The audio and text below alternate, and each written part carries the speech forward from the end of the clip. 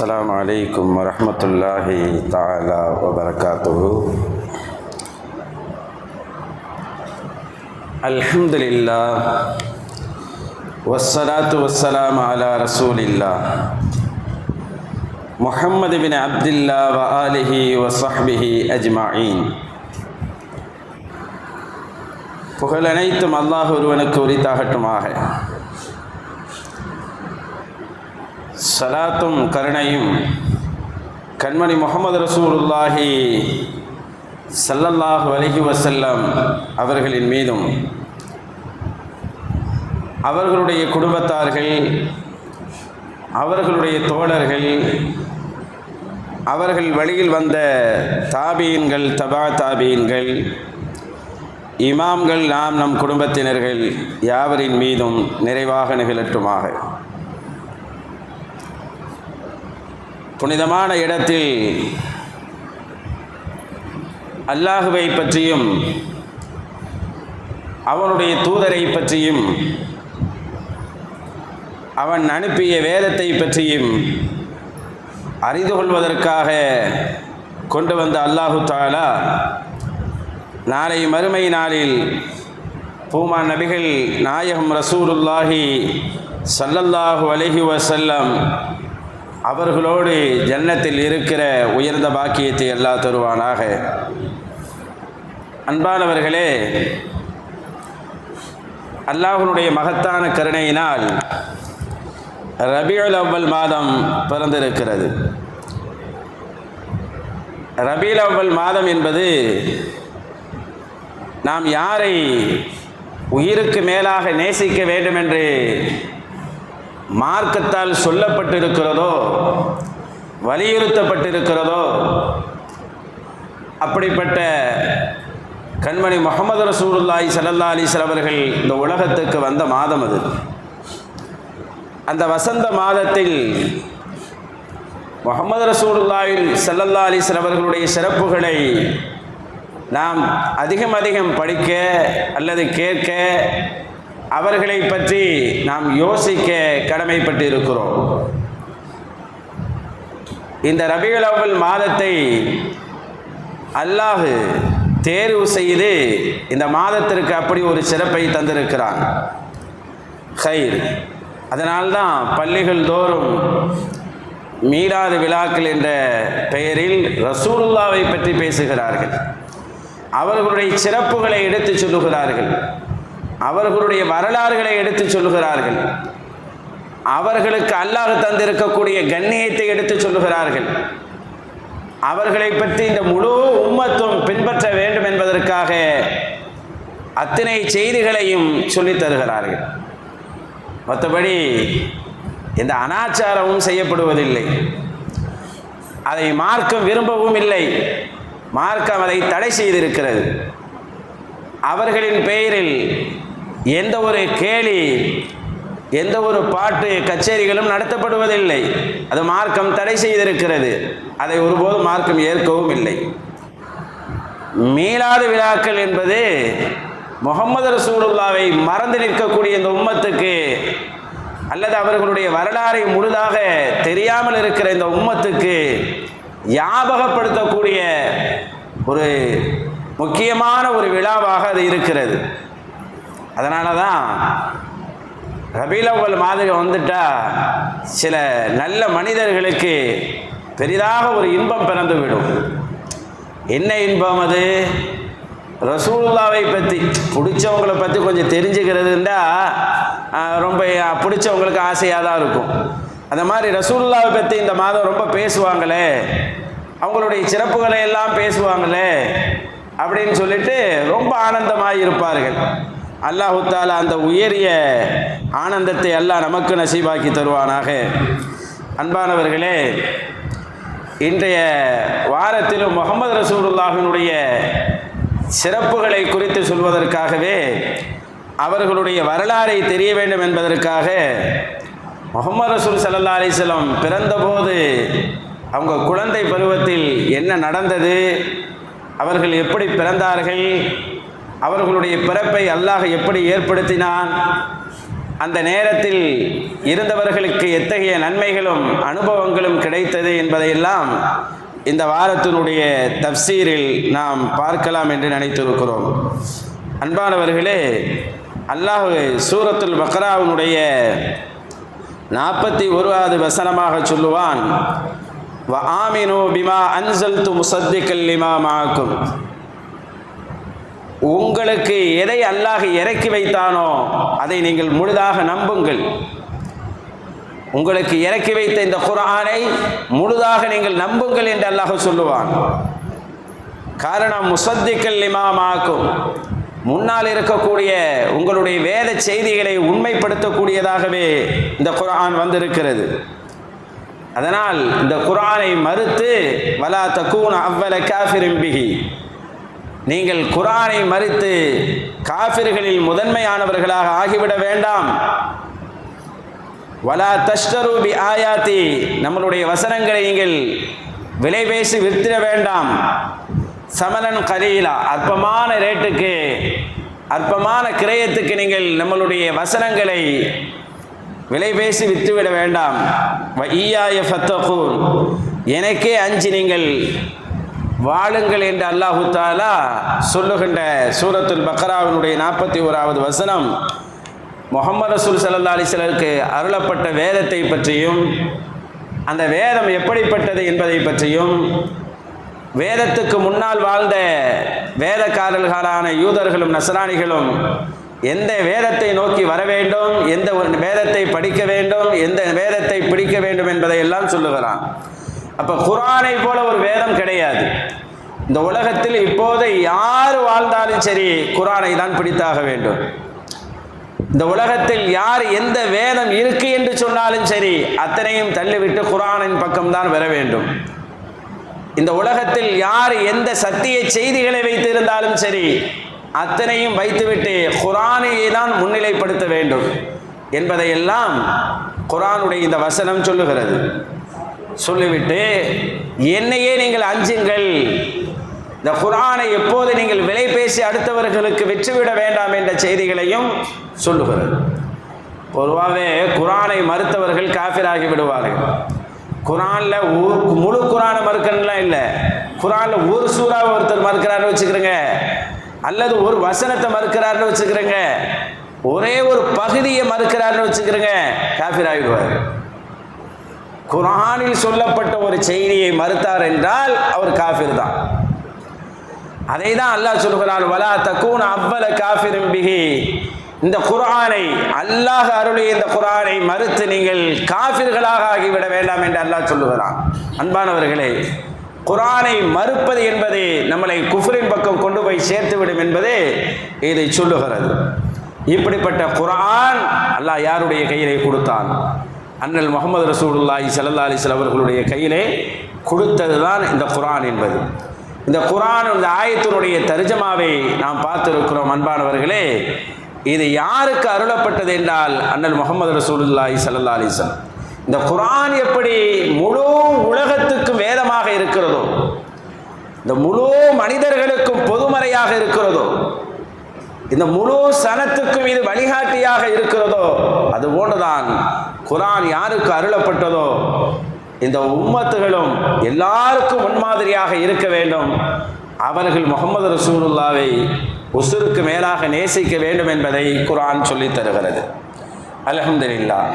அல்லாஹ்வின் நல்லடியார்களே, இன்றைய மாத ரபீல் அவ்வல் என்பதினால் முஹம்மது ரசூலுல்லாவை குறித்து, அவர்களுடைய பிறப்பை குறித்து சொல்ல வேண்டும் என்பதற்காக இந்த வாரத்தை நாம் எடுத்திருக்கிறோம்.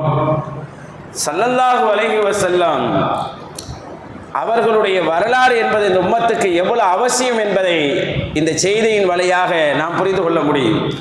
பொதுவாக வரலாறு நம்மளுக்கு கிடைச்சது மாதிரி சத்திய வரலாறு உலகத்தில் யாருக்கும் கிடையாது. புராணங்கள் இருக்கும், கதைகள் இருக்கும், சம்பவங்களை கூட நமக்கு நம்மளும் நிறைய சம்பவம் கேட்டிருப்போம்.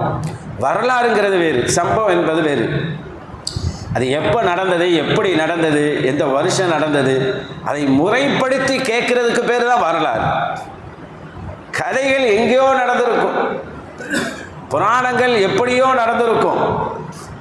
அதுவல்ல நம்ம வச்சுக்கிறதெல்லாம் சத்திய வரலாறுகளை வச்சிருக்கோம். எவ்வளவு மகத்தான வரலாறுகளை கொண்ட மாணிக்கங்கள் எல்லாம் நம்மளுடைய சமுதாயத்தில் இருக்கிறார்கள் தெரியுமா? எத்தனை வரலாறுகளை நம்ம மார்க்கம் பதிவு செய்திருக்கிறது தெரியுமா? அன்பானவர்களே, ஒரே ஒரு செய்தியை சொல்லுகிறேன் பாருங்கள். உமர் இப்னு அப்துல் அசீஸ் ரஹ்மத்துல்லாஹி அலைஹி அவர்கள் சக்கராத்து ஹாலிலே இருக்கிறார்கள். மரணப்படுக்கையில் இருக்கிற சமயத்தில் அவர்களை பார்ப்பதற்காக அவர்களுடைய மைத்துனர் வருகிறார். அவருடைய மனைவியினுடைய சகோதரர் வருகிறார், பார்ப்பதற்காக வருகிறார். வந்து பார்த்தா அந்த முடியாத கோலத்தில் இருக்கிற அந்த மாமன்னர் உமர் இப்னு அப்துல் அசீஸ் ரஹ்மத்துல்லாஹி அலைஹி அவர்கள் மாதிரி ஆட்சி செய்தது யாரும் இல்லைங்க. உமர் ரலியல்லாஹு மாதிரியே ஆட்சி செய்தார்கள்.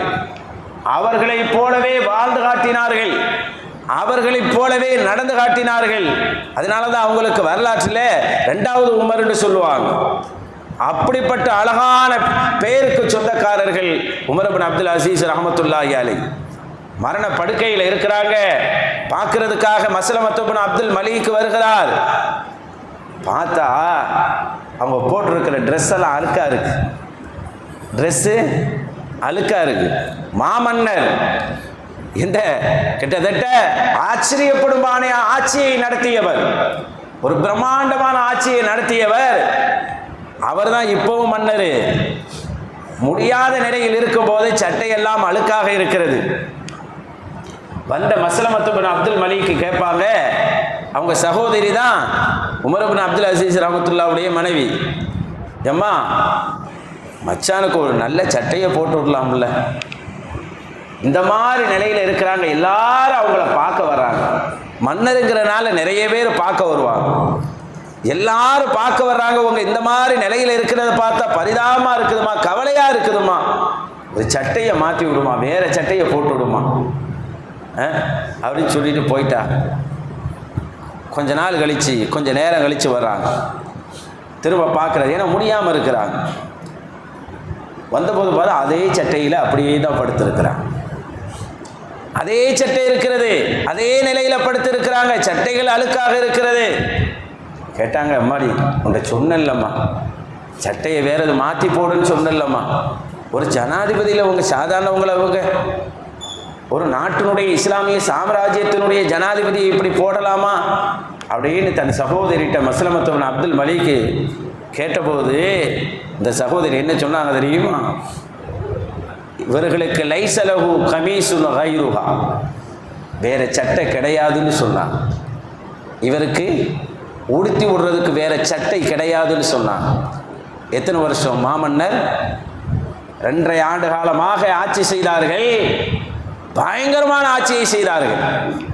எந்த அளவுக்குன்னு சொன்னால், ஹலீஃபாக்கள் 4 பேர் தான் படிச்சிருக்கிறோம். அபூபக்கர் ரலியல்லாஹ், உமர் ரலியல்லாஹ், உஸ்மான் ரலியல்லாஹ், அலி ரலியல்லாஹ் 4 பேரை தானே படிக்கிறோம். வரலாற்று ஆசிரியர்கள் எழுதுவார்கள் 5 ஹலீஃபாக்கள் உண்டு, 5வது ஹலீஃபா யாருன்னா இவர் தான் என்று எழுதுவார்கள். அந்த அளவுக்கு 4 ஹலீஃபாக்கள் மாதிரி ஆட்சி செய்த ஒரு மாமன்னர் தான் இந்த உமர் இப்னு அப்துல் அசீஸ் ரஹ்மத்துல்லாஹி அலைஹி. அவர்களுக்கு இன்னொரு சட்டையை போட்டு விடலாமன்னு சொன்ன போதே வேறு சட்டை இல்லையங்கன்னு சொன்னாங்களாம். எந்த மாதிரி ஆட்சிகளை செய்தார்கள் பாருங்க. இப்படிப்பட்ட வரலாறுகள் நம்மளிடத்தில் இருக்கிறது. இப்படிப்பட்ட வரலாறுகள் நம்மளிடத்தில் வைக்கிறது. அவுரங்கசீப் ரஹ்மத்துல்லாவை மோதுவதற்காக வந்த எதிரி படையோடு போர்க்களத்தில் நிற்கின்ற போது அவுரங்கசீப் ரஹ்மத்துல்லா தொழுகை நேரம் வந்துருச்சு. தொழுகை நேரம் வந்தது. போரை நிறுத்திவிட்டு யானைக்கு பக்கத்திலே யானையினுடைய நிழலிலே நின்று தொழுகைக்கு தக்பீர் கட்டினாங்க. தக்பீர் கட்டி தொழுதுகிட்டு இருக்கிறதை பார்த்த அந்த எதிரி படையினுடைய தலைவன் பதறடிச்சு ஓடி போனாலாம். இவரை நம்மளால வெற்றி கொள்ள முடியாது, யானையை நிறுத்தி அது நிழல்ல தொழுகிறாரப்பா, இவரை நம்மளால ஜெயிக்க முடியாதுன்னு ஓடி போனான். அப்படிப்பட்ட மகத்தான வரலாறும் நம்ம வச்சிருக்கிறோம். போர்க்களத்தில் படையினுடைய மூர்க்கத்தனமான நேரத்திலையும் தக்பீர் கழுத்தி தொழுதிய பெருமை அவுரங்கசீப் ரஹ்மத்துல்லாஹ்ட்ட இருக்குது. இன்னைக்கு அவங்கள தான் தப்பா எழுதி வச்சுக்கிறான் புக்கில். எவ்வளவு பெரிய சாலிகான மனிதர்கள் தெரியுமா? தன்னுடைய வீட்டிலேயே தனக்குண்டான கபர் குழிகளை தோண்டி தான் இங்கு அடக்க செய்யப்பட வேண்டும் என்பதற்காக அந்த குழிக்குள்ள 6000 குர்ஆனை ஓதி வைத்த பெருமை அன்னை நஃபீசா ரலியல்லாஹு தஆலா அன்ஹா அவர்களுக்கு உண்டு. இன்னைக்கு மிஸ்ரில் ஜாமியுல் அஸ்கருக்கு ஏற்ற மாதிரி அவங்களுடைய மக்பராவில் மஸார்ல எழுதப்பட்டிருக்கிறது. இப்படிப்பட்ட மகத்தான செய்திகளும் வரலாறுகளும் நம்ம வச்சிருக்கிறோம். வரலாறுங்கிறது ரொம்ப முக்கியமானது. நம்ம ஏதோ கதைகளை வச்சுக்கிறல, நம்மள்ட்ட இருக்கிறதெல்லாம் கதைகள் கிடையாது, சத்திய வரலாறுகளை வைத்திருக்கிறோம். வரலாறு எப்படிப்பட்ட வேலையை செஞ்சிருக்கு தெரியுங்களா? ரசூல் ஸல்லல்லாஹு அலைஹி வஸல்லம் வஃபாத் ஆயிட்டாங்க. வஃபாத்தான போது எல்லாரும் என்ன நினைச்சா நம்ப மறுத்தார்கள். முகமது ரசூலுல்லாஹ் வஃபாத் ஆனது பெரும்பாலானவர்களுக்கு நம்ப முடியல. ரசூலுல்லாஹ் எப்படி வஃபாத் ஆயிருப்பாங்க? ரசூலுல்லாஹ்வுக்குலாம் மூத்து வருமா? ஏங்க சராசரியான நமக்கு சரி, சராசரியா நமக்கு சரி, ஆனால் முகமது ரசூலுல்லாஹ்வுக்கு எப்படி? அவங்களுக்கு மரணம் வராது. அப்படி மௌத்தை நம்பவே இல்லை. முகமது ரசூலுல்லாஹ் மூத்தாயிட்டாங்கிறத நம்பவே இல்லைங்க. உமர் ரலியல்லாஹு சொன்னாங்க, மூசா அலைஹிஸ்ஸலாம் எப்படி அல்லாஹ்வை பார்ப்பதற்காக தூர் என்ற மலைக்கு போனார்களோ அதுபோல முகமது ரசூலுல்லாஹ் சென்று இருக்கிறார்கள், வருவார்கள் என்று சொன்னார். மக்கள் எல்லாம் இப்படி பதட்டத்திலையும் ஒரு குழப்பத்திலே இருக்கிற நேரத்தில் இவர்களை அமைதிப்படுத்தியது எது தெரியுமா? ஒரு வரலாறு தான். அபூபக்கர் ரலியல்லாஹு தஆலா அவர்கள் வர்றாங்க, அவங்க ஒரு செய்தியை சொல்றாங்க. ரசூலுல்லாஹ் ஹிஜ்ரி 3 ஹயாத்தா இருந்த சமயத்தில் ஒரு போர் நடக்குது. அந்த போருக்கு பெயர் உஹத். உஹது போர்ல முகமது ரசூலுல்லாஹ் கொல்லப்பட்டு விட்டதாக செய்திகளை பரப்பினார்கள். ஆனால் ரசூலுல்லாஹ் கொல்லப்படலை. இப்படி ஒரு பொய் செய்தியை பரப்பி விட்டார்கள், ரசூலுல்லாஹ் கொல்லப்பட்டு விட்டார்கள் என்று. எல்லாரும் அவரவர் பல சிந்தனைக்கு ஆளானார்கள், பல நிலைக்கு ஆளானார்கள். அப்போது ஒரு வசனம் வந்தது பின்னால், என்ன தெரியுமா? வமா முஹம்மதுன் இல்லா ரசூல். முஹம்மது நபி யார் தெரியுமா? அல்லாஹ்வின் தூதர். அந்த வசனம் அப்போது வருகிறது, வமா முஹம்மது இல்லா ரசூல் கத் ஹலத் மின் கப்லிஹி ருசுல். இதுக்கு முன்னாடி பல ரசூல்மார்கள் வந்திருக்கிறார்கள். இந்த முகமது ரசூலுல்லாஹ் மௌத்தாகி விட்டாலோ அல்லது நீ கொல்லப்பட்டு விட்டாலோ நீங்கள் உங்களுடைய பழைய மார்க்கத்தின் பக்கம் உங்களுடைய பின்னங்காலால் போய் விடுவீர்களா என்று அல்லாஹ் கேட்கிறான். இந்த வசனம் வருகிறது. இப்போ இதில் என்ன தெரியுது? முகமது ரசூலுல்லாஹ் ஒரு நாள் மௌத்தாகுவார்கள், முகமது ரசூலுல்லாஹ் அல்லது ஷஹீதாக்கப்படுவார்கள். அப்படி ஆக்கப்பட்டால் உங்கள் பழைய மதத்துக்கு நீங்கள் போயிடுவீங்களான்னு அல்லாஹ் கேட்குறான். இந்த ஆயத்தை தான் அபூபக்கர் ரலியல்லாஹு தஆலா அவர்கள் ஓதி காட்டி அந்த இஸ்லாமிய சமூகத்தை அமைதிப்படுத்தினார்கள். பாருங்க, எவ்வளவு பதட்டமான நேரத்திலையும் ஒரு வரலாற்றினுடைய ஒரு துணுக்கு செய்தி தான் இந்த சமூகத்தை அமைதிப்படுத்தி இருக்கிறது. அப்படிப்பட்ட மகத்தானது வரலாறு என்பதுன்னு சொல்லுவாங்க. அதனால ரசூலை இப்போ யாராச்சும் நம்மெல்லாம் எத்தனை வருஷம் முஸ்லீமாக இருக்கும், எல்லாம் முஸ்லீமாகவே நம்ம கடைசி வரை வாழ வைக்கணும், எவ்வளோ பெரிய பாக்கியம். ஆனால் யாராவது வந்து முகமது ரசூலுல்லாஹ்வுடைய முழு வரலாறை சொல்லுங்கடா சொல்லுவோமா? ஏதாவது ஒரு நோட் கேட்டால் சொல்லுவோமா? ரசூலுல்லாஹ் பிறந்ததை சொல்ல சொன்னால் சொல்லுவோம். எப்போ பிறந்தாங்க அந்த வருஷத்தை சொல்லுங்கடா சொல்ல மாட்டோம். அது வச்சுக்கிற நம்ம டேட் ஆஃப் பர்த் தெரியுதா இல்லையா? நம்ம பிள்ளையுடைய இது தெரியுதா இல்லையா? நம்ம அம்மாவுடைய இது தெரியுதா இல்லையா?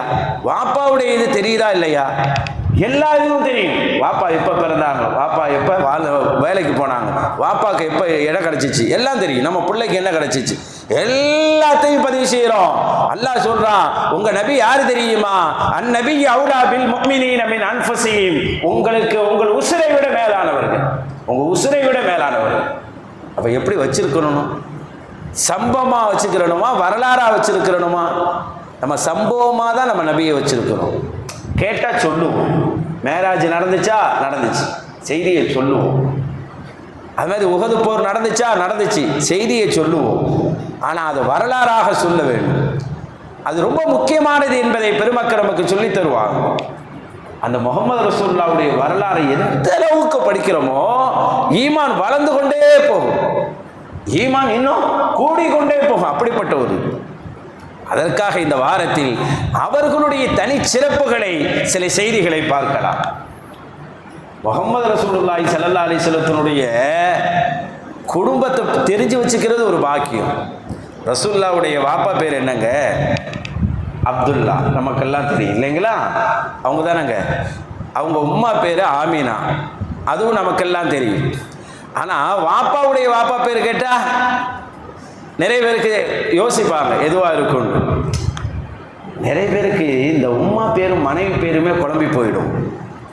உம்மா பேரை கேட்டால் தப்பாக சொல்கிறது. சில பேருங்க முஸ்லீம்கள்லையே ஹதீஜான்னு சொல்லிடுறாங்க, மனைவிமார்களில் பேரை ஆமினா அம்மாவை சேர்த்துக்கிறாங்க.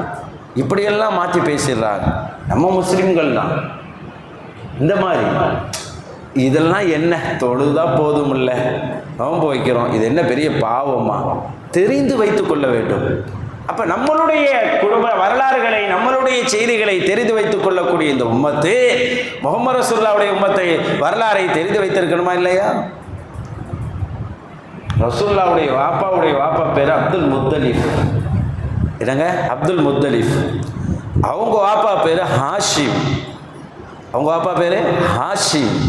அவங்க வாப்பா பேர் அப்து மனாஃப். அவங்க வாப்பா பேர் குசை. இந்த குசையிலிருந்தா அற்புதமான வரலாறு வரும். ரசூலுல்லாஹ்வுக்கு இப்ராஹிம் அலைஹிஸ்ஸலாம் ஆதம் அலைஹிஸ்ஸலாம் வரையும் வரலாற்று தொடர் இருக்கிறது. சொல்றது புரியுதுங்களா? அவ்வளோ தொடர்கள் இருக்கிறது. காபாவை குறைஷியர்கள் எந்த காலத்தில் பிடிச்சாங்க தெரியுமா? குசையுடைய காலத்தில் தான் பிடிச்சாங்க. அதுக்கு முன்னாடி காபாவை பராமரித்தது பனு குசா, குசா கூட்டத்தினர்கள் இருந்தாங்க. அதுக்கு முன்னாடி ஜுருகும் இருந்தாங்க. அவங்களாம் ரொம்ப மோசமாக நடத்தி கொண்டார்கள். அது தனி வரலாறு. காபாவை பற்றி படிக்கும்போது பார்த்தா ஆச்சரியமாக இருக்கும். எப்படி காபாக்குள்ளே சிலை வந்துச்சுங்கிறதெல்லாம் பார்க்கலாம். அந்த வரலாற்றுக்குள் இருக்கிறது. சரி, இந்த குசையுடைய காலத்துக்கு பிறகுதான் குறைஷியர்கள் இந்த மக்காவை கையுக்குள் எடுக்கிறார்கள். முஹம்மது ரசூல் ஸல்லல்லாஹு அலைஹி வஸல்லத்தினுடைய வாப்பா அப்துல்லா அவர்களுக்கும் உம்மாவுக்கும் அப்துல் முத்தலிஃப் கல்யாணம் பண்றாங்க. கல்யாணம் பண்ணி வச்சதுக்கு அப்புறம் என்ன, அப்துல் முத்தலிஃபுக்கு அப்துல்லா அவர்களை ரொம்ப பிடிக்கும், ரொம்ப பிடிக்கும். அபு தாலிப் அவர்களும் அப்துல் முத்தலிஃப் அவர்களும் ஒரு தாய் பிள்ளைகள், ரொம்ப பிடிக்கும் அவர்களை. கல்யாணம் பண்ணி வச்சுட்டாங்க. பிள்ளையும் உண்டாயிட்டாங்க. ஆமினா அம்மா 6 மாசம் வயிற்றுல 5 மாசம் நிறைவாயிருக்கும். நிறைவான போது அவர்களுக்கு வியாபாரத்துக்கு போக வேண்டிய ஒரு நிலை வருது. அப்துல்லா அவர்கள் வியாபாரத்துக்கு போக வேண்டிய ஒரு நிலை. அன்னைக்கெல்லாம் நினைச்சா தனி ஒரு ஆள் வியாபாரத்துக்கு போயிட முடியாது. தனியா ஒரு ஆள் வியாபாரத்துக்கு போக முடியாது. கூட்டமா போகும்போது தான் போக முடியும். அப்படி ஒரு நிலை இருந்துச்சு.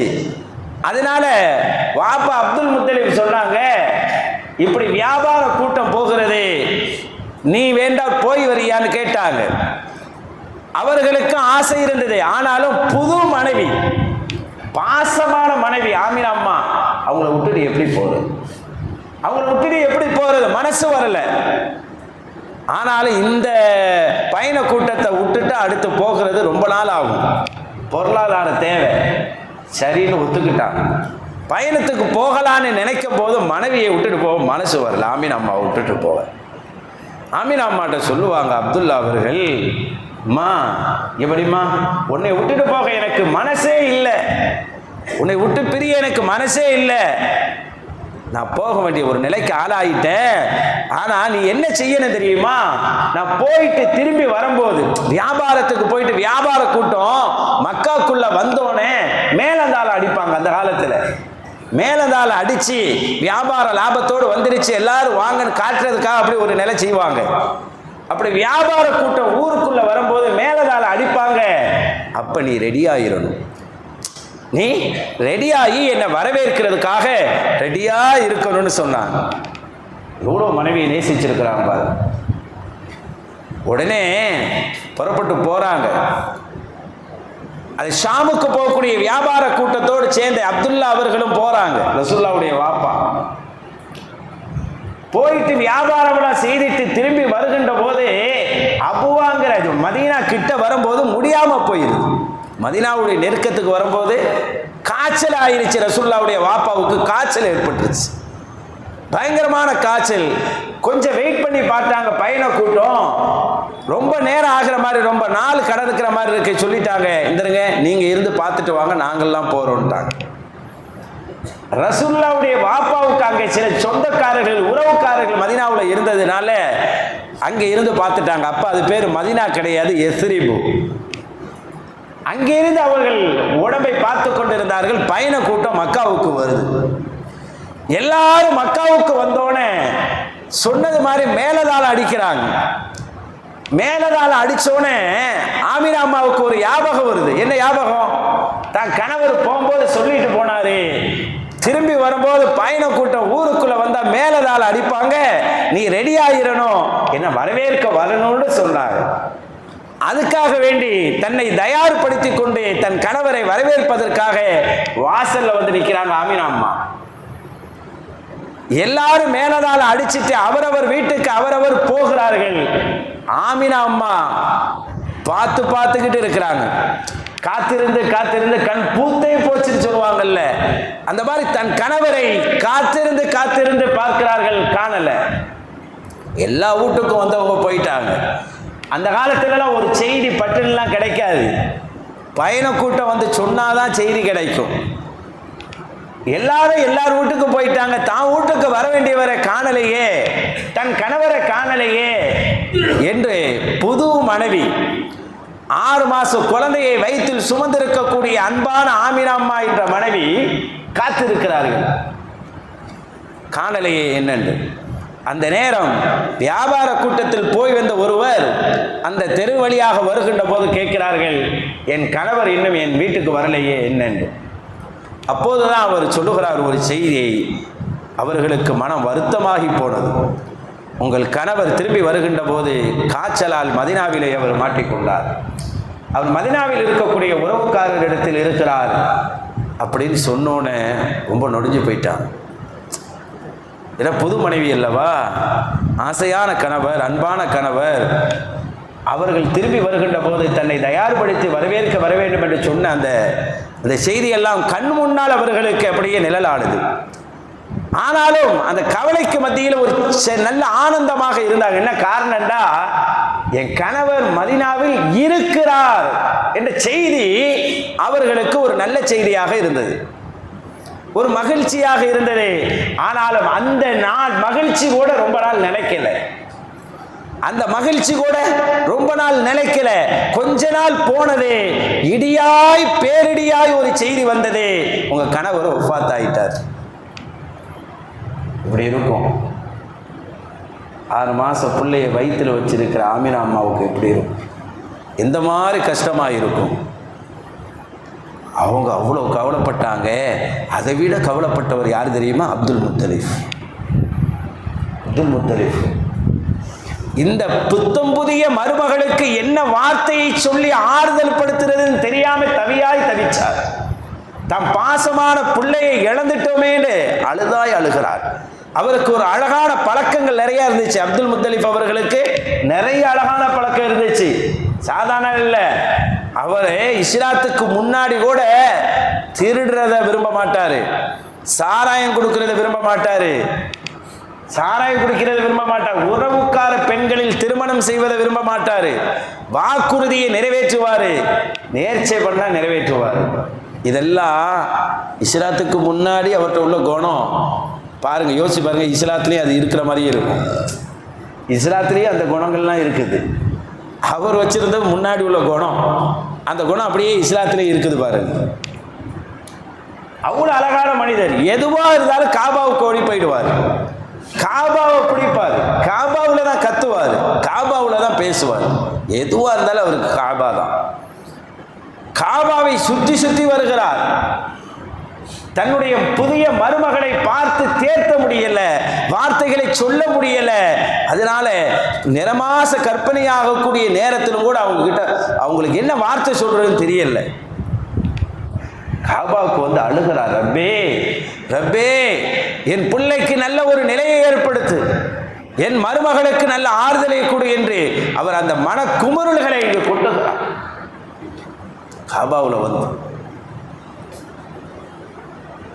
ரொம்ப வருத்தமாக காபாவை சுற்றி கொண்டு இருக்கின்ற போது ஆபிரகான்னு ஒருத்தன் யமன்லேருந்து வர்றான்.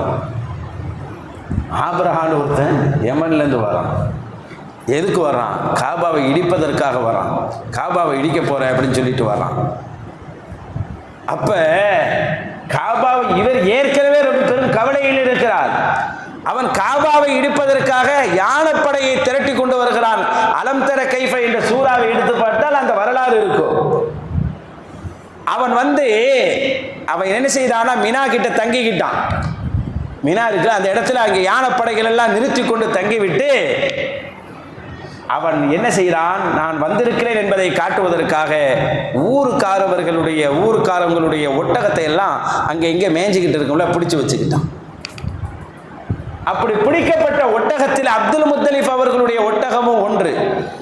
காணலை என்று சொல்லி தேடி போகின்ற போது அவன் பிடித்து வைத்திருக்கிறான் என்பது தெரிகிறது. அவனுக்கு நோக்கம் அப்துல் முத்தலிப் போன்ற தலைவர்களை வர வைக்கணும்னு தான் நோக்கம். போனார்கள்.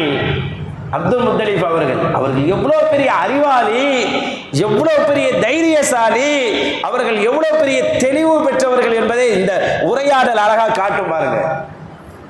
போனாங்க, போய் என் ஒட்டகத்தை கொடு என்று சொன்னார்கள் அவனிடத்தில். அவன் சொன்னான், நான் காபாவை இடிக்க வந்திருக்கிறேனே என்று சொன்னான். காபாவை இடிக்க வந்திருக்கிறேன். உள்ளுக்குள் இருக்கிற தலைவர்கள் எல்லாம் உன்னை பெரிய ஆளாக பேசினார்கள், நீ பெரிய தலைவர் என்று பேசினார்கள். நீ காபாவை இடிக்க விடாத மாதிரி ஏதாவது பேசுவாய் என்று நினைத்தால் ஒட்டகத்தை வந்து கேட்கிறியப்பா. அப்போது அவர்கள் சொன்னார்கள், ஒட்டகம் எனக்குரியது, இதை பாதுகாக்க வேண்டிய பொறுப்பு நான். காபாவுக்குரியவன் ஒருவன் இருக்கிறான், அதை பாதுகாக்க வேண்டியது அவன். இந்த பேச்சு அப்ரஹாவை உடைத்து விட்டது. அவன் நினைச்சான், காபாவை போய் இடிக்க போனா மனிதர்கள் சண்டைக்கு வருவாங்க. யானையை மக்காவாசிகள் யானை பார்த்ததில்லை, யானையோடு சண்டை போட்டதில்லை. அதுக்கு முன்னாடி யானையோடெல்லாம் மக்காவாசிகள் சண்டை போட்டதில்லை. முதலாக யானையை கொண்டு வந்து நிறுத்தி வச்சிருக்கிறான் புதுசா. அதுக்கு முன்னாடிலாம் யானையோடெல்லாம் மக்காவாசிகள் ஃபைட் பண்ணதில்லை. இதை பார்த்து பயந்து போயிடுவாங்க. ஒரு வழியா காபாவை இடிச்சு புள்ளான்னு சொன்னா அவர்கள் அழகா ஒன்று சொன்னார்கள், நீ நினைச்சியா காபாவுக்கு நான் தான் ஓனருண்டு, நான் தான் அதிபதி நினைச்சியா? இல்ல, இந்த அப்துல் முத்தலிஃபுக்கு ஒட்டகம் தான் சொந்தம், ஒட்டகத்துக்கு உரியவன் தான் நான், காபாவுக்குரியவன் நான் அல்ல. அது மகத்தான ஒரு இடம், அது பாக்கியமான ஒரு இடம். அந்த இடத்துக்கு உரிமையாளன் ஒருத்தர் இருக்கிறான், அவன் பேரு தான் அல்லாஹ், அவன் பார்த்துக்கிறோம் அப்படின்னு சொன்னான். அப்புறம் என்ன ஆனாங்கிறது வரலாறு உங்களுக்கு தெரியும். என்ன மாதிரி ஆயிட்டான், அலம் தர கைஃபவுல அல்லாஹ் சொல்லுவான். அதுக்கப்புறம் நம்ம ரசூலுல்லாஹ் பற்றி தெரிஞ்சுக்கிறனுக்காக அந்த வரலாறுக்குள்ளே நான் போகலை. ரசூல் ஸல்லல்லாஹு அலைஹி வஸல்லத்தினுடைய அம்மா ஆமினா அம்மா அவங்க குழந்தை பெற்றெடுக்கக்கூடிய நேரம் நெருங்குது. நேரம் நெருங்கும் போது அவங்க சொல்லுவாங்க, அவங்க காட்சியை பாருங்க. ஒரு ஆமினா அம்மா அவங்க சொல்றாங்க, ரசூலுல்லாஹ்வுடைய அம்மா பேரு ஆமினா. ஆமினா அம்மா சொல்றாங்க, ரசூலுல்லாஹ்வை பெற்றெடுக்கக்கூடிய அந்த நெருக்கத்திலே நான் பல காட்சிகளை கண்டேன் என்று சொல்லுகிறார்கள். திடீரென்று பார்ப்பேன், வானத்திலிருந்து ஒரு சப்தம் கேட்கும். கலாமல் ஆதமி, மனிதர்கள் பேசுவதை போல கேட்கும், ஒரு பேச்சு சவுண்டை போல கேட்கும். லா இஸ்மிஹு கலாமல் ஆதமி, மனிதர்கள் யாரும் அங்கே இருக்க மாட்டாங்க, சவுண்டு மட்டும் கேட்கும், ஆள் இருக்க மாட்டாங்க. ராய்த்து திவால நிசா, பெரிய ஹைட்டான பெண்களை எல்லாம் நான் பார்த்தேன். அமீன் அம்மா சொல்றாங்க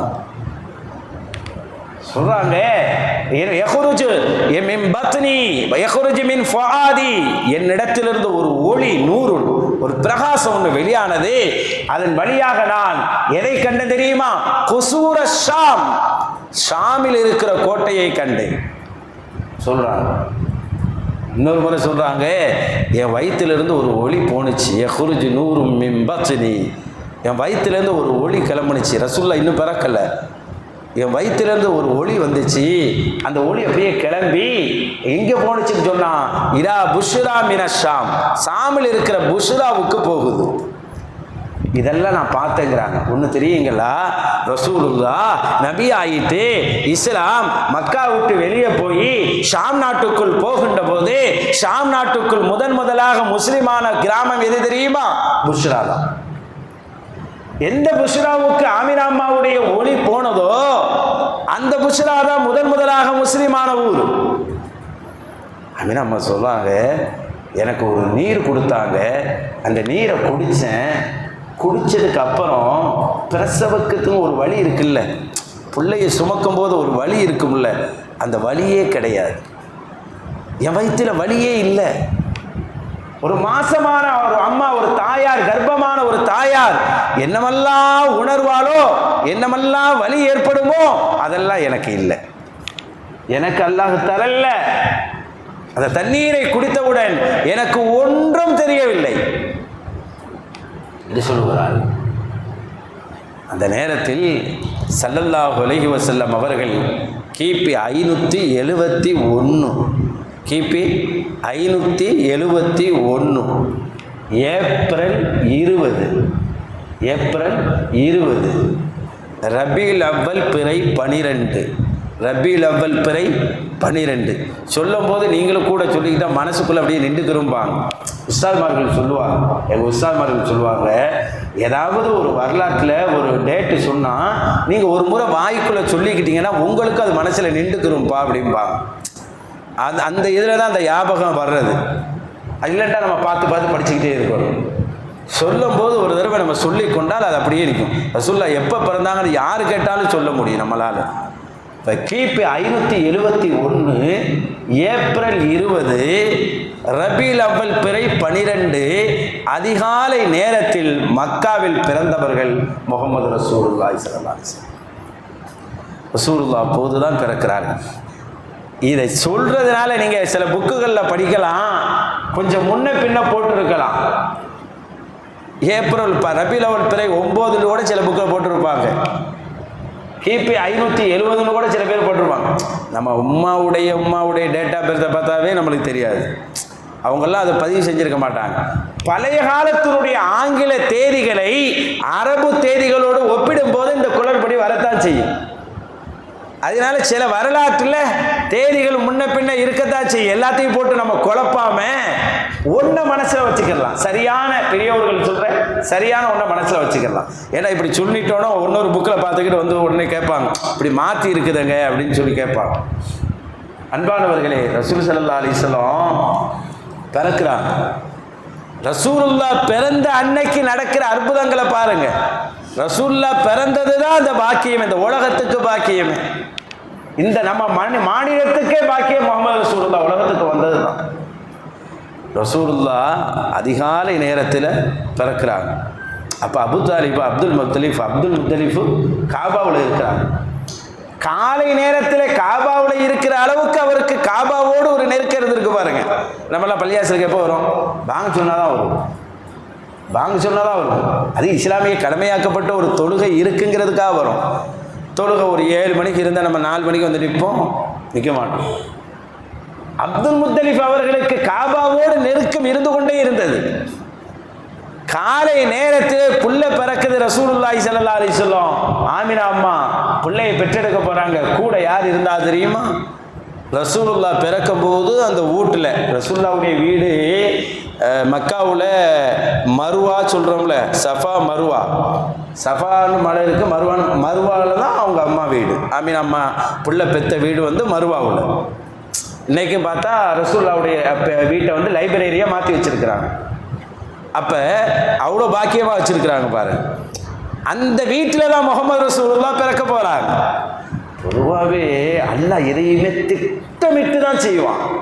அதே முஹம்மது ரசூலுல்லாஹி ஸல்லல்லாஹு அலைஹி வஸல்லத்தினுடைய வரலாற்றை, பிறப்பை ரொம்ப ரொம்ப திட்டம் போட்டு செஞ்சிருக்கிறான் அல்லாஹ். அதை நம்ம பார்க்கும்போது நல்லாவே தெரிஞ்சுக்கிற முடியும். மருவாங்கிற அந்த இடத்துல ஆமினா அம்மா அங்கே அவங்க வீட்டில் பிள்ளையை பெற்றெடுக்கிறாங்க. எடுக்கும்போது 4 பெண்கள் உள்ள இருந்தாங்க. 4 பேர். ஒருத்தவங்க உம்மு ஐமன் பிள்ளை பெறும்போது ஆமினா அம்மா ரசூலுல்லாஹ்வை பெற்றெடுக்கும் போது உள்ள இருந்தாங்க. இந்த உம்மு ஐமன் யாரு? பெத்தெடுக்கிற வீட்டில் இருந்ததுனால இவங்க அடைஞ்ச நன்மை என்ன தெரியுமா? சொல்லுவாங்க, ஒரு நல்ல இடத்துல நம்ம உட்கார்றதுனால, இப்ப நம்ம எல்லாம் இந்த இடத்துல உட்கார்ந்துக்கிறோம்லங்க, நல்ல இடத்துல உட்கார்றதுனால என்ன நன்மை தெரியுமா? அந்த நன்மை நம்ம சந்ததிகளுக்கு போகும்னு சொல்லுவாங்க. அல்லாஹ் அதை உருவாக்கி தருவானாக. பாருங்க, உம்மு ஐமன் ரலியல்லாஹு தஆலா அன்ஹா ஒரு அடிமை. ரசூலுல்லாஹ் ஸல்லல்லாஹு அலைஹி வஸல்லம் அவர்களுக்கு வாப்பா வழியாக கிடைத்தவர்கள் அவர்கள்.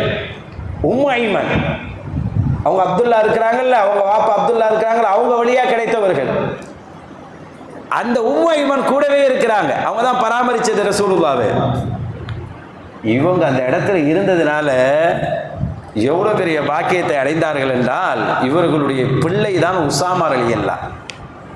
உசாமான்னு கேள்விப்பட்டிருப்பீங்க. உசாமாலாம் பேர் வைக்கிறாங்களா, உசாமா உசாமான்னு, இவங்க புள்ள பேர் தான் அது. இவங்களுடைய புள்ள பேரை தான் நம்ம சமூகத்தில் நிறைய பேர் உசாமான்னு பேர் வைக்கிறாங்க.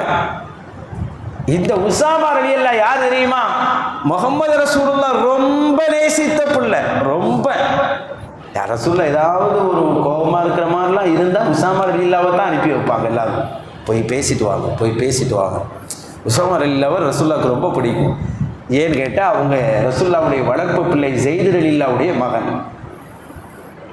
ரசூலுல்லாஹ்வுக்கு ஒரு வளர்ப்பு பிள்ளை ஸெய்துன்னு இருந்தாங்களங்க. குர்ஆன்ல ஸெய்துன்னு வருது இல்லை, அவங்க பேர் தான். உசாமா ரலியல்லாஹ்வுடைய வாப்பா பேர் தான். அந்த ஸெய்து ரலியல்லாஹ் உம்மு ஐமன் ரலியல்லாஹ்வும் கணவனும் மனைவியும். உம்மு ஐமனை தான் ஸெய்து ரலியல்லாஹ்வுக்கு ரசூலுல்லாஹ் கட்டி கொடுத்திருந்தார்கள், திருமணம் செய்து கொடுத்திருந்தார்கள். அந்த ரெண்டு பேருக்கு பிறந்த பிள்ளை தான் இந்த உசாமா ரலியல்லாஹு தஆலா அன்ஹு. இவங்களை ரசூலுல்லாஹ் ஒரு போருக்கு அனுப்பி வச்சாங்க. ரசூலுல்லாஹ்வுடைய கடைசி படை இந்த படை தான். கடைசி ரசூலுல்லாஹ் வஃபாத் ஆகும்போது ரசூலுல்லாஹ் ஒரு படையை ரெடி பண்ணாங்க. அதில் அபூபக்கர் ரலியல்லாஹு, உமர் ரலியல்லாஹு, பெரிய பெரிய பெரிய பெரிய ஆளுகள்லாம் இருந்தாங்க. படைக்கு தளபதி யார் தெரியுமா? உசாமா ரலியல்லாஹ். எவ்வளோ பெரிய பாக்கியம் பாருங்க. ஏங்க, அபூபக்கர் ரலியல்லாஹு சிப்பாயா நிற்கிறாங்க, அல்லாஹு அக்பர். உமர் ரலியல்லாஹு சிப்பாயாக நிற்கிறார்கள், அல்லாஹு அக்பர். அந்த படைக்கு 18 வயதை நிரம்பி இருக்கக்கூடிய உசாமா ரலியல்லாஹு தளபதியாக நிற்கிறார்கள். எவ்வளோ பெரிய பாக்கியம். இந்த வாக்கியத்தை எப்படி கிடைச்சிச்சுன்னு எழுதுவாங்க பெருமக்கள். அவங்க அம்மா உசாமா ரலியல்லாஹுடைய அம்மா உம்மு ஐமன் இருக்கிறாங்கல்ல, ரசூலுல்லாஹ் பிறந்த போது அந்த வீட்டில் உட்கார்ந்துருந்தாங்க. ரசூலுல்லாஹ் பிறக்கும் போது வீட்டில் இருந்த பாக்கியம் அவங்க சந்ததிக்கும் கிடைத்தது சொல்லுவாங்க. அவங்க உட்கார்ந்துருந்தாங்க. ரெண்டாவதாக உட்கார்ந்திருந்தது சுவைபா என்று சொல்லக்கூடிய பெண்மணி. யார் இந்த சுவைபா? ரசூல் ஸல்லல்லாஹு, அவங்களும் ஒரு அடிமை தான். சுவைபா என்பவர்களும் அடிமை தான். இவங்களுக்கு கிடைச்ச நன்மை என்ன தெரியுமா? இவங்க ரசூலுல்லாஹ் புள்ள பிறந்தோன்னே நேரா போய் அபூலஹப்கிட்ட சொன்னாங்களாம் செய்திய. இவங்க அபூலஹப்னுடைய அடிமை. நேரா போய் அபூலஹப்கிட்ட செய்தியை சொன்னாங்களாம். உங்க உறவுக்காரர் முகம்மது என்பவர் பிறந்திருக்கிறார் என்று, அப்துல் முத்தலிஃபுக்கு பேர பிள்ளை பிறந்திருக்கின்ற செய்தியை சுவைபா போய் அபூலஹப்கிட்ட சொன்னார். சொன்னோன்னே அவ அந்த சுவைபாவை உரிமையிட்டார். எப்படி பாருங்க, செய்தியை சொல்லணும். மோசமானவங்க அபூலஹப், ரொம்ப மோசமானவன், ரொம்ப ரொம்ப மோசமானவன். அப்படிப்பட்டவன் முஹம்மது ரசூலுல்லாஹ் பிறந்துட்டாங்கன்னு சொன்னோன்னே, இனி நீ அடிமை கிடையாதுமா, நீ விடுதலை ஆயிக்கன்னு சொன்னான். அதனால தான் நாளை மறுமையில் அவனுக்கு அந்த விரல் வழியாக ஒரு நீர் வருமா. அவன் நரகத்தில் கிடப்பான். அபூலஹப் நரகத்தில் இருப்பான். நரகத்தில் இருக்கும்போது அவனுடைய விரல்ல மட்டும் ஒரு நீர் வரும். அந்த நீர் மிக இன்பமாக இருக்கும். அது எதுக்கு அல்லாஹ் தரான்டா? அந்த சுவைபாவை பார்த்து நீ விடுதலைன்னு கையை நீட்டினா பாருங்க, அதுக்காக அல்லாஹ் ஏற்படுத்துவான் என்று கண்மணி முஹம்மது ரசூல் ஸல்லல்லாஹு அலைஹி வஸல்லம் சொன்னார். முஹம்மது ரசூலுல்லாஹ்வுக்கு நீட்டப்பட்ட விரலுக்கு கூட பாக்கியம். முஹம்மது ரசூலுல்லாஹ்வின் பெயரால் நீட்டப்பட்டால் அஷ்ஹது அல்லா இலாஹ இல்லல்லாஹ் வ அன்ன முஹம்மது ரசூலுல்லாஹ்னு விரலை நீட்டுறோம்லங்க, அந்த ரசூலுல்லாஹ்வின் பெயரை சொல்லி நீட்டுகின்ற விரலுக்கும் பாக்கியம் இருக்குங்கிறார். அன்பானவர்களே, அடுத்து அந்த வீட்டில் இருந்த பெண்மணியின் பெயர் ஷிஃபா. அந்த அம்மாவும் ரசூலுல்லாஹ் பிறக்கும்போது அந்த வீட்டில் இருக்கிறாங்க. யார் இந்த ஷிஃபா தெரியுங்களா? ஷிஃபா, இந்த ஷிஃபான்னு சொல்கிறாமே, இந்த பெண்மணி யாருன்னு கேட்டால் அப்துல் ரஹ்மான் இப்னு அவுஃப் ரலியல்லாஹு தெரியுங்களா? பெரிய பணக்காரர், இஸ்லாத்தினுடைய பெரிய பணக்காரன்னு சொல்கிறோம் பாருங்க. சஹாபாக்கள்லே பெரிய பணக்காரர்களுடைய லிஸ்ட் எடுத்துக்கிட்டால் இந்த சஹாபியினுடைய பேர் இருக்கும். இவங்க மதீனாவுக்கு வரும்போது ஒன்றுமில்லாமல் வந்தாங்க, ஒன்றுமே இல்லாமல் வந்தாங்க மதீனாவுக்கு. ஆனால் இவங்களுடைய லாஸ்ட் நேரம் எப்படி ஆயிடுச்சு தெரியுமா? தங்கமாக வச்சிருந்தாங்க. தங்கத்தை வைக்க இடம் இல்லாம வீட்டினுடைய நிலத்தை இதை அடிப்பகுதியை சுரண்டி பார்க்க சொன்னாங்க. உள்ள தங்க கட்டி பாலமாக இருந்துச்சான். வெட்டி கொடுத்தாங்களாம். அந்த அளவுக்கு பெரிய செல்வந்தராக மாறினாங்க அப்துல் ரஹ்மான் இப்னு அவுஃப் ரலியல்லாஹு தஆலா. ரசூலுல்லாஹ் சொல்லுவாங்க, அப்துல் ரஹ்மான் ஹுவல் ஃபில் ஜன்னா, அப்துல் ரஹ்மான் சொர்க்கத்துக்குரியவர் என்று சொன்னார்கள். இந்த வாக்கியம் எப்படி கிடைச்சிச்சு தெரியுங்களா? அதுக்கு ஒரு காரணம், முஹம்மது ரசூலுல்லாஹ்வுடைய பிறந்த போது அவங்க அம்மா அந்த வீட்டில் இருந்தாங்க. பிறந்த நேரத்தில் ஷிஃபா அம்மா அவங்க வீட்டில் இருந்தாங்க. ரசூலுல்லாஹ்வுடைய செவிலியராக அவங்க பிறந்த போது அந்த வீட்டில் இருந்ததுனால அல்லாஹ் அவர்களுக்கு அவ்வளோ பெரிய பாக்கியத்தை கொடுத்தான். அதே மாதிரி ஃபாத்திமா அம்மா அவங்களும் அந்த வீட்டில் இருந்தாங்க. ஃபாத்திமாண்டா யார்? இவங்க நம்மெல்லாம் கேள்விப்பட்டிருப்போம். பெரிய சஹாபி ஒருத்தவங்க இருந்தாங்க. அவங்க பேர் உஸ்மான் இப்னு அபில் ஆஸ். ஹதீஸுகளை இல்முகளை ரொம்ப படித்தவங்க. அக்ஸருன் நாஸ் இல்மா, இப்படி ஒரு செய்தி அவர்களை பற்றி இருக்கிறது. இல்முகளிலேயே அதிகம் இல்மை படித்தவர் இவர்தான் என்று சொல்லுவார். இந்த அளவுக்குள்ள ஒரு செய்தி சொல்கிறேன் பாருங்க. இவங்களை பற்றி செய்தி சொல்கிறேன். சகீஃப்னு ஒரு கூட்டம் வந்துச்சு. சகீஃப்னு ஒரு கூட்டம் ரசூலுல்லாஹ்ட்ட இஸ்லாம் கொள்வதற்காக வந்துச்சு. இஸ்லாம் கொள்வதற்காக வந்தபோது ரசூலுல்லாஹ்ட்ட இஸ்லாம் ஆனாங்க. எல்லாம் ஆயாச்சு. கொஞ்ச நேரம் தான் தங்கியிருந்தாங்க. அப்புறம் போகிறேன்னு சொன்னாங்க. போகிறேன்னு சொன்ன போது அவங்களாம் சொன்னாங்க, இங்கே வேறு நாயகமே, நாங்கள் ஊருக்கு போகிறோம், எங்களுக்கு ஒரு தலைவரை நீங்களே ஏற்பாடு பண்ணுங்கள். லீடர் ஒரு லீடரை நீங்களே போடுங்க, ஒரு தலைவரை ஏற்படுத்துங்க. அமீர்னா யா ரசூலல்லாஹ், எங்களுக்கு ஒரு தலைவரை போடுங்க அப்படின்னு சொன்னாங்க. உடனே அம்மர அலைஹிம், அவர்களுக்கு ரசூலுல்லாஹ் ஒரு தலைவரை நியமித்தார்கள். யார் தெரியுமா? உஸ்மான் இப்னு அபில் ஆஸ். இந்த உஸ்மான் இல்லா நிறைய பேர் இருக்காங்க. இவங்க உஸ்மான் இப்னு அபில் ஆஸ் இவங்களை தலைவராக நியமிச்சு ரசூலுல்லாஹ் சொல்லுவாங்க, இவர் யாரு தெரியுமா? இன்னஹு கையிசுன், இவர் ரொம்ப புத்திசாலி. ஏன்னு கேட்டா வகத அகதல் குர்ஆன சுதூதா, இவர் குர்ஆனை தொடக்கமாகவே குர்ஆனை நெஞ்சத்தில் எடுத்துக்கிட்டார். முஸ்லிமாக வந்த போதே உபய் இப்னு கஅப் ரலியல்லாஹு பின்னாடியே சுற்றுவாங்களாம். சில பேருக்கு சில நல்லவங்க பின்னாடியே இப்படி சுற்றுவாங்க. இந்த நோம்பு காலத்தில் பார்த்தா ஆப்ஸா பின்னாடியே சில பேர் சுற்றுவாங்க. பார்த்துக்கிறீங்களா? ஆப்ஸா உங்களுக்கு என்ன வேணும், ஆப்ஸா உங்களுக்கு என்ன வேணும், ஆப்ஸா உங்களுக்கு, ஆப்ஸா பின்னாடியே சுற்றுவாங்க. அதில் அவங்களுக்கு ஒரு திருப்தி. ஆப்ஸாவுக்கு ஏதாச்சும் செஞ்சால் நம்மளுக்கு ஒரு பாக்கியம், ரம்ஜான் மாதத்தில் ஒரு பாக்கியம் கிடைக்குமேன்னு சொல்லி குர்ஆனை சுமந்திருக்கிறார்ல அவரு, அதுக்காக ஹாஃபிஸ் பின்னாடி சுற்றுவாங்க. ரமலான் மாதத்தில் பார்ப்போம் சில பேரை. அது மாதிரி உபய் இப்னு கஅப் ரலியல்லாஹு குர்ஆனை அழகாக ஓத கற்றுக்கிறங்கன்னு ரசூலுல்லாஹ் 4 பேரை சொன்னாங்க பாருங்க. அதில் ஒரு ஆள் உபய் இப்னு கஅப் ரலியல்லாஹு. அவங்க பின்னாடியே இவங்க சுற்றுவாங்களாம். சுற்றி முழு குர்ஆனை ஓத கற்றுக்கிட்டாங்க. ரசூலுல்லாஹ் சொன்னாங்க, கிடைச்ச கொஞ்ச நேரத்தில் குர்ஆனை அழகா படிச்சுக்கிட்ட இவர் புத்திசாலி, இவரை நான் தலைவராக்குறேன்னு சொன்னாங்க. உமர் இல்லா காலத்தில் வேறு தலைவரை மாற்றுங்கன்னு சொன்ன போது கூட ரசூலுல்லாஹ் தலைவராக்கின போதே அந்த தலைவரை நான் மாற்றுவேனான்னு கேட்டாங்க. நான் எப்படி மாற்றுவேன்? என் ஹபீப் முஹம்மது ரசூலுல்லாஹ் இவரை இல்லவா தலைவராக்கி இருக்கிறாங்க அப்படின்னு சொன்னாங்க. அந்த அளவுக்கு உஸ்மான் இப்னு அபில் ஆஸுக்கு ரலியல்லாஹு அன்ஹு எப்படி மரியாதை கிடைச்சிச்சு, எப்படி இந்த கண்ணியம் கிடைச்சிச்சு, எப்படி இவ்வளவு உயர்வு கிடைச்சிச்சு. அவங்க அம்மா ஃபாத்திமா ரசூலுல்லாஹ் பிறந்த போது அந்த வீட்டில் உட்கார்ந்துருந்தாங்க. ரசூலுல்லாஹ் பிறந்த வீட்டில் உட்கார்ந்தாவே எவ்வளோ பரக்கத்து பற்றியல, எந்த அளவு பரக்கத்து அவங்களுக்கு இல்லை, அவங்க சந்ததிகளுக்கும் போகும். ரசூலுல்லாஹ் வீட்டில் உட்கார்ந்தா இப்போ ரசூலுல்லாஹ்வுடைய பேச்சு, அவர்களுடைய புகழ், அவர்களுடைய மௌலிது ஷரீஃப், அவர்களுடைய புர்தா ஷரீஃப் படிக்கிற இடத்துல உட்கார்ந்தா நமக்கு மட்டுமல்ல நன்மை, நம்ம சந்ததிக்கே நன்மை, நம்ம சந்ததிகளுக்கே நன்மை கிடைக்கும். இதான் வரலாறு சொல்லுது. இதைதான் இந்த வரலாறுகள் சொல்லுகிறது. ரசூலுல்லாஹி ஸல்லல்லாஹு அலைஹி வஸல்லம் அவர்கள் அந்த ஏப்ரல் 20 ரபியுல் அவ்வல் 12 அதிகாலையில் பிறக்கிறார்கள். பிறந்தபோது அப்துல் முத்தலிப் காபாவில் இருக்கிறாங்க. ஓடி வராங்க ஒரு பெண்ணு.